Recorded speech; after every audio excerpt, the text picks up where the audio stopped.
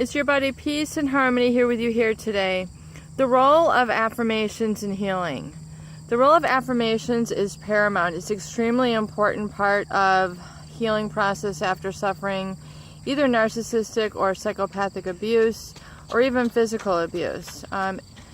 Once you've been manipulated out of a fear-based abuser, it's very difficult to ground yourself and really kind of retool your life, reinvent yourself, and kind of get back on the path to living a happy and joyous life, which is what you're meant to do.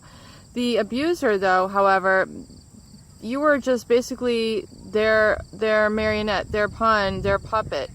And that's really no role to play. I mean, you didn't sign up for that. That's not where you want to be. That's not, I mean, unless that's where you want to be. I just realized I got something there on my shoulder. Oh, it's okay. It's just part of this dress. You know, unless you want to play the role of victim, I mean, I would recommend kind of looking at, retooling, reinventing your position and how you're approaching this relationship that you're in, and kind of retooling and reinventing yourself where you want to be in life, and reevaluate it, because there occurs things like midlife crisis where you say, you know what, I've got my ladder up the wrong tree. I absolutely positively don't want to be in this lifestyle anymore. I had come from an affluent background in the top 1% of society, and a lot of very high achievers, a lot of very intelligent people, heads of corporations, heads of businesses. You got your trust fund babies, you're true leaders of society. Having grown up in this affluent area, I encountered, quite a variety of interesting people. And, some of them had gotten to where they were by using a lot of, positive information, using a lot of great solutions in life. For example, W. Clement Stone, one of my great, I guess, mentors, or someone who I look up for, had written a book called The Power of Positive Thinking. And I really admired him. And of course, Jack Canfield, who was a student of his. And if you're not familiar with W. Clement Stone, you can look him up. He was the founder of Aon, which is it's an insurance brokerage. They're based out of the UK. I think they're domiciled there, but they're a global company.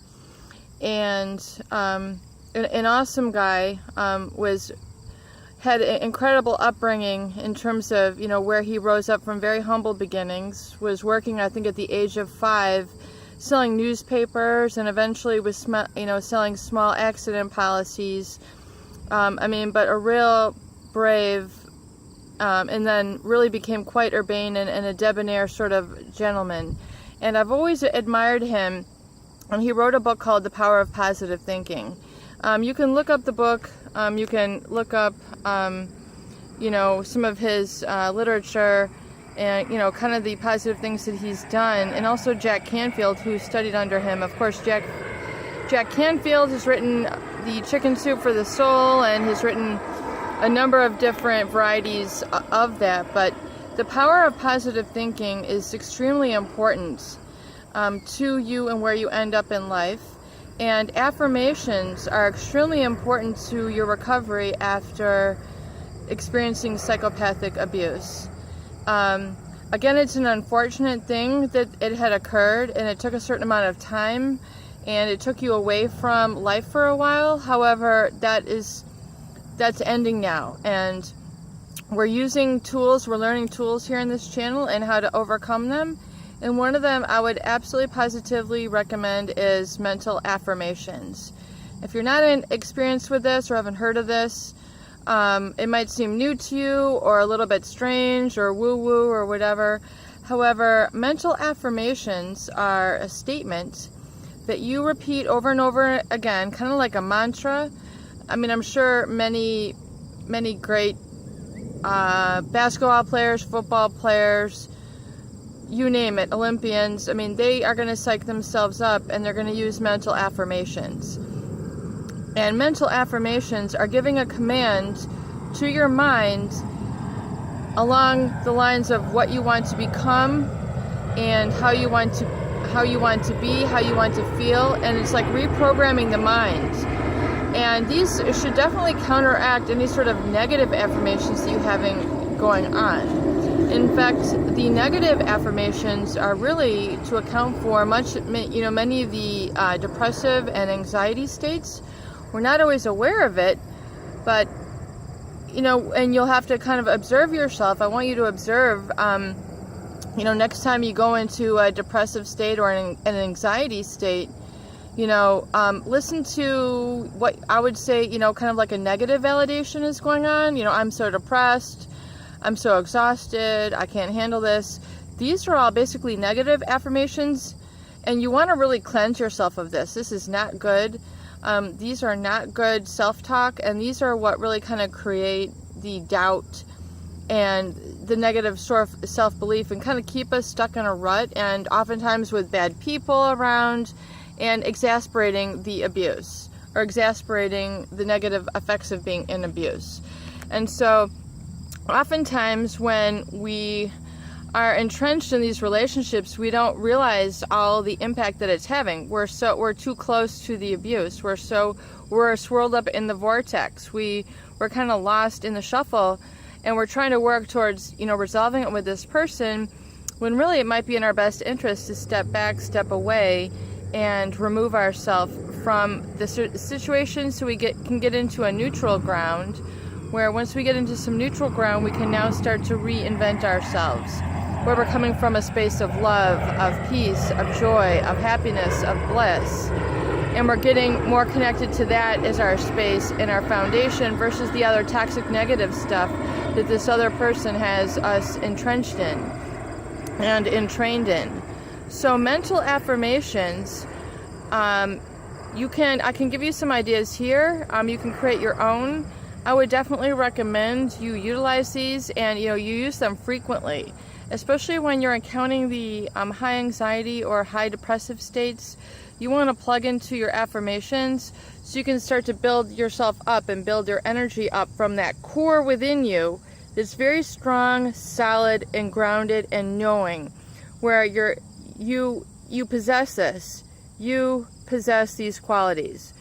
That you take ownership and you take responsibility for your emotional experience. You can direct your thoughts and your belief and your dynamics and your emotion, and you use this with affirmations.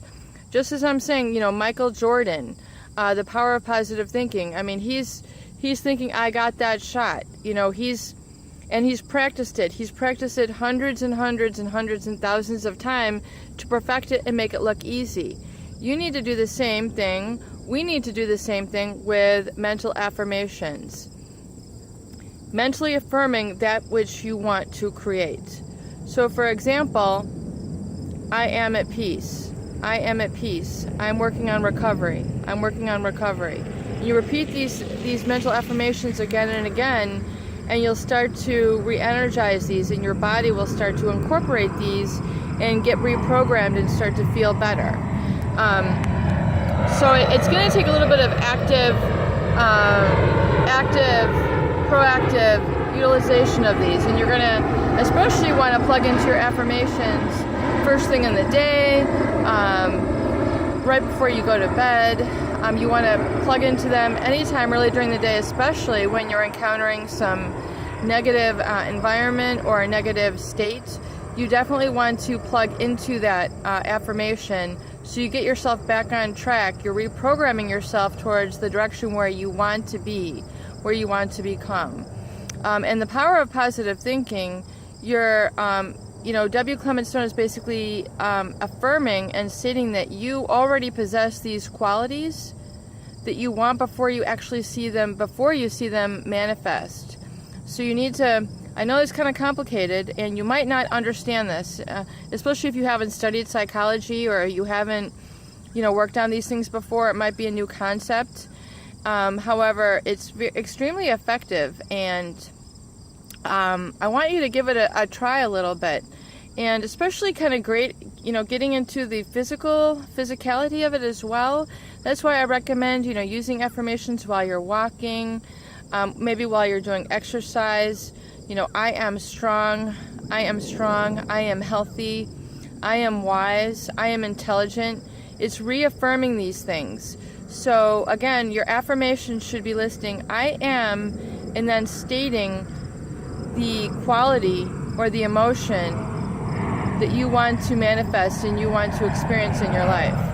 And these can also surround other things in terms of creating wealth, and I am talented. So affirming these qualities that have been muffled or have been oppressed within you, you can start to reaffirm these, and you're going to start to see some changes, energetic changes in your life, and that's the first sign towards your healing.